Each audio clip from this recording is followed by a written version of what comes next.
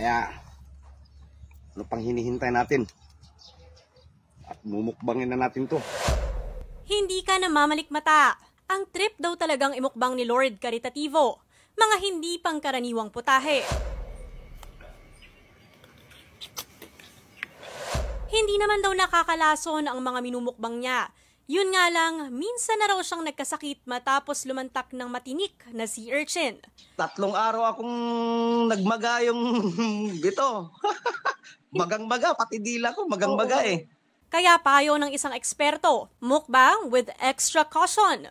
Ma-sting ka nung hantik, no? Pati yung sa sea urchin, yung balat ng sea urchin. Siyempre magkakaroon ng damage yung taste buds mo, magkakaroon din ng damage yung tongue mo. Kung hindi mo alam na meron kang allergy sa mga ganon, pwede kang magkaroon ng tinatawag na anaphylactic shock. Ang anaphylactic shock, wag daw ipagsawalang bahala dahil maaaring makamatay. Sabi naman ni Lord, hindi lang naman exotic ang mukbang content niya. Ang iba rito, mga sariwang huling isda o gulay mula Zamboanga del Sur. May mga educational content din tungkol sa spearfishing. Kapag nagdadive po ako, may GoPro po akong dala-dala, yung underwater. Makikita mo kung paano huhulihin yung isda. Yun, ang saya talaga. Sa panahon ngayon, nasa vlogging na raw kasi ang kita.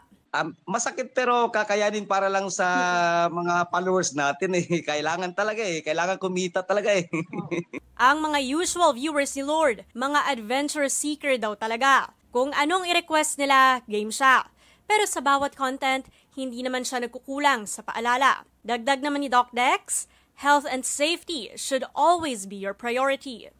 Pero we have to know what's the right influence or how to influence other people. Yeah. If it's for the views, okay, fine, it's for the views, pero not at the expense of your health. Masarap kumain, lalo na kung wasto at ligtas ang iyong minumukbang. Kaya doble ingat, huwag lang pumili ng masarap na pagkain, kundi yung ligtas din para sa iyong kalusugan. Mobile journalist Denise Valdesancho po, hatid ang mukha ng balita. Pag-usapan pa natin ang kakaibang food trip ng mukbanger na si Lord kasama si Mobile Journal Denise Valdesancho. Diyos ko, Lord. Denise, buti wala kang dalang sample na pwede natin kainin. Sayang, Sir Jay, no? Yung iba niyang mga kinakain actually masarap. Kaso nasa Zamboanga del Sur pa si Sir Lord. At doon niya ginagawa yung content niya. Oo. Dito talaga siya nakabase, Sir Jay, no? Kasi before being a content creator, talagang gwardiya siya sa isang agency kaso natanggalan ng trabaho. At ngayon, content creator siya ngayon sa Zamboanga del Sur bukod sa mukbang, mga spearfishing videos, anything related sa pangingisda, mukbang videos.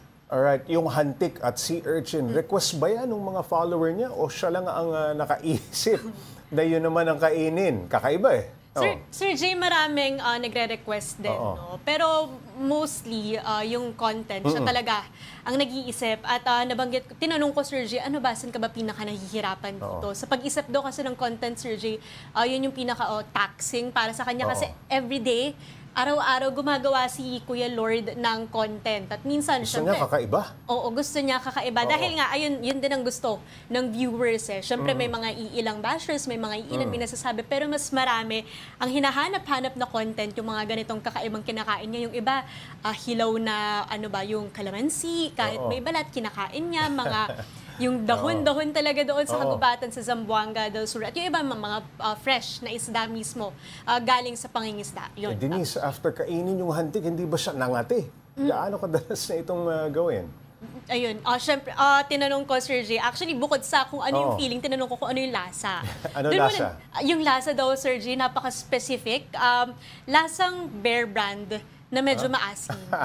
Yun yung pagkaka-describe niya. Pero doon sa kung kinagat ba siya, oo. Sir Jay, kinagat siya. Doon sa video, kung mapapansin mo, ayan, dahon na punong-puno ng hantik. Yung dahon, nilagay niya sa kami niya, kinain niya. Tapos, from the moment pa lang na sinubo niya, may mga kumakagat na sa labi, sa dila.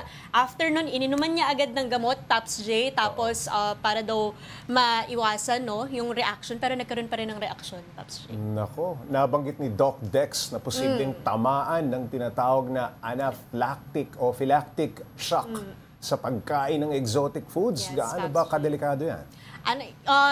usually, Pops J, no, kapag nakakakita tayo ng sa movies, TV, no, usually allergic reactions or in person, biglang lumulobo yung... Namamaga. Oo, namamaga yung dila, namamaga yung lalamunan, hindi makahinga.